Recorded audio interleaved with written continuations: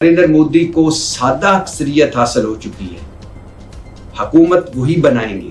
खासतौर पे अगर मैं हमारे मुल्क की बात करूं तो अब्दुल्ला भाई, पाकिस्तान पर ये जो इलेक्शन के रिजल्ट्स हैं, भारत में जो इलेक्शन के रिजल्ट्स हैं, पाकिस्तान पर इसके क्या असरात आप बराह रास्त देखते हैं? अनाउंस किया जा चुका है कि नरेंद्र मोदी साहब उस ओथ लेंगे। एनडीए का आंकड़ा जो है वो 300 के पार पहुंच चुका है। जी हाँ, छोटी पार्टियों का समर्थन जो है वो एनडीए को मिला है। निर्दलीय सांसद जो है उनका समर्थन भी एनडीए को मिला है। अब एनडीए की कुल संख्या जो है वो 303 तक पहुंच गई है।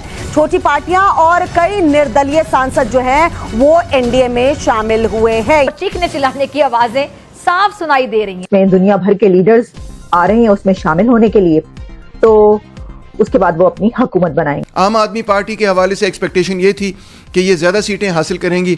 ध्रुव राठी ने बहुत अच्छा कैंपेन रन किया मेरे ख्याल में, मगर सरप्राइजिंगली आम आदमी पार्टी सिर्फ 3 सीटें जीत सकी। इसकी क्या वजह है, ये आम आदमी पार्टी को बेहतर पता हो। हम होते तो इसको अब तक कीनिया में होता, जर्मनी में होता, बरतानिया में होता, अमेरिका में होता, कनाडा में होता, हम इसको अब तक मार चुके होते। किसी नहर के पास इसकी लाश पड़ी होती पाकिस्तानी होते तो।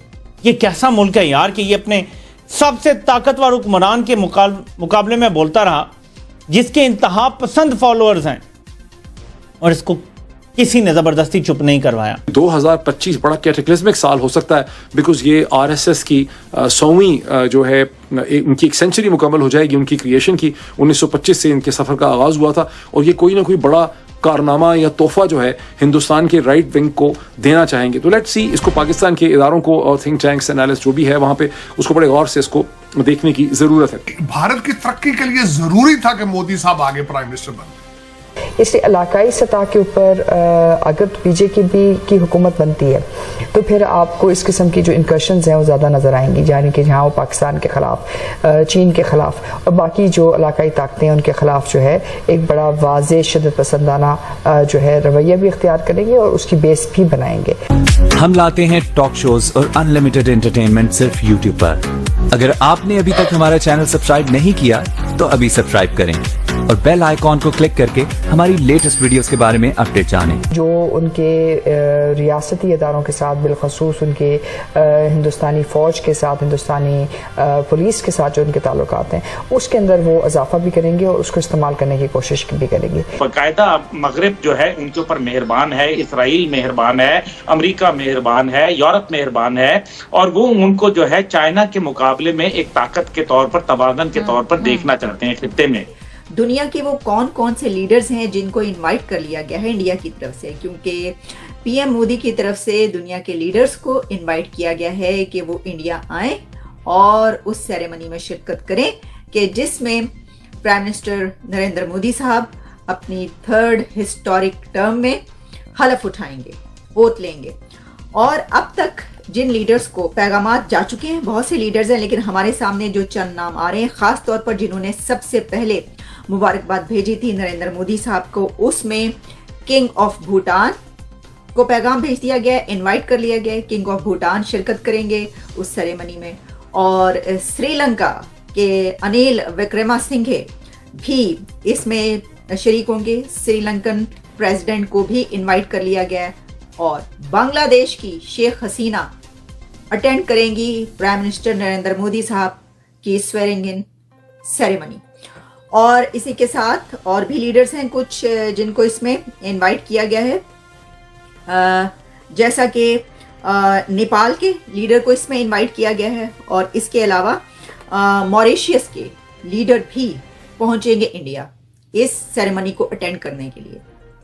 तो जालिमों, मोदी आ गया है, और मोदी साहब जो है बड़े ही धड़ल्ले के साथ आ गए हैं, और बेधड़क होके इस वक्त मीटिंग्स चल रही हैं इंडिया के अंदर एनडीए की। और उसमें एक बहुत ही अच्छी खबर वो ये है कि जो नीतीश बाबू और इसके अलावा एक और नायडू बाबू, वो अब उन मीटिंग्स में शरीक हो रहे हैं, और नरेंद्र मोदी साहब पे उन्होंने अपना ट्रस्ट शो किया है और बाकायदा उसको एक्सप्रेस किया है। उसकी वीडियोस वायरल हो रही हैं जिसमें वो 2 पार्टीज और कैंडिडेट्स जिनको के कांग्रेस की तरफ से अपनी तरफ करने की कोशिशें की जा रही हैं। कहा जा रहा है ना, देखिए ये खबरें चल रही हैं कि वो डिसरप्ट करने की कोशिश करेंगे या कर रहे हैं और लोगों को अपनी तरफ खींचने की कोशिश कर रहे हैं।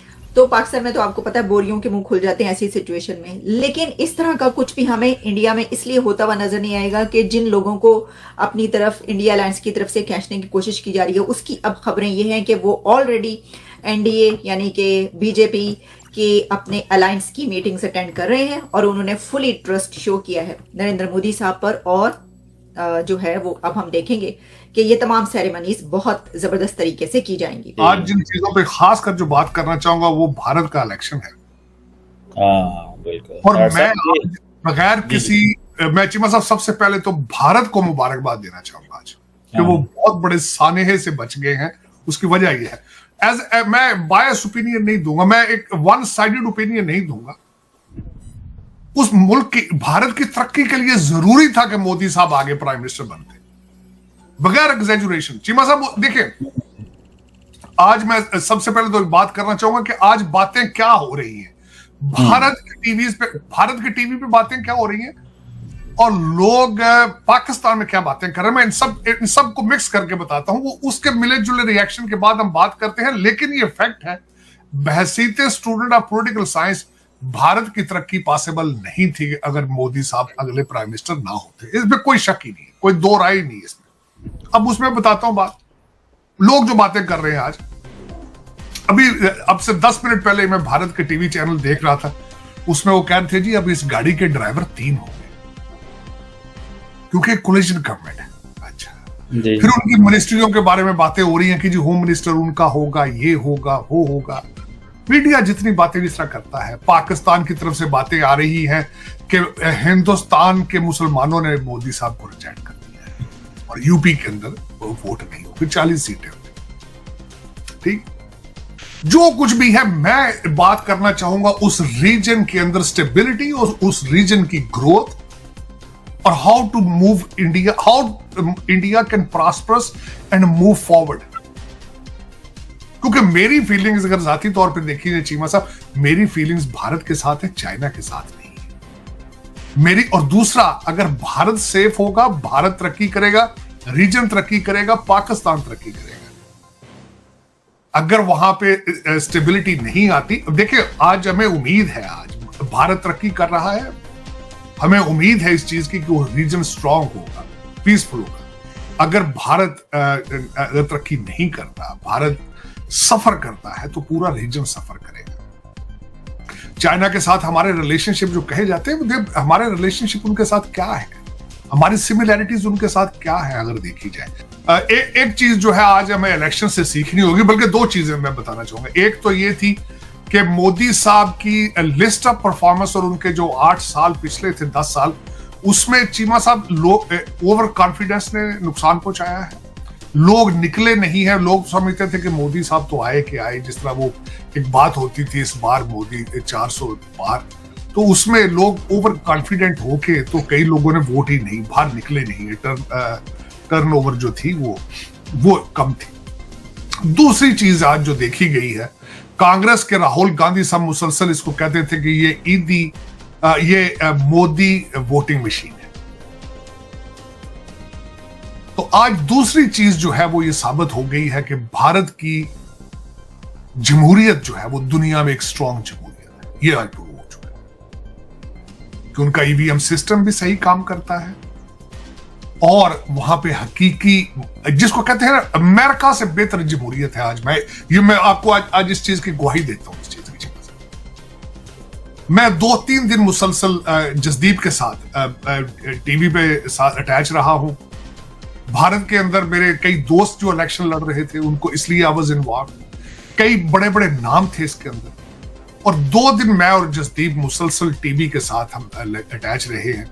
तो मैं ये आज जिस चीज को मैंने अपनी आंखों से पहली दफा इस चीज की गवाही दूंगा कि भारत की जमहूरियत जो है इस वक्त दुनिया की best democracy on the planet. तो आपको ये वीडियो कैसा लगा कमेंट बॉक्स में जरूर लिखिए। इस वीडियो को लाइक कीजिए, शेयर कीजिए, सब्सक्राइब करना ना भूलिए आपके चैनल EFC.Z को। तो मिलते हैं अगली वीडियो में। जय हिंद।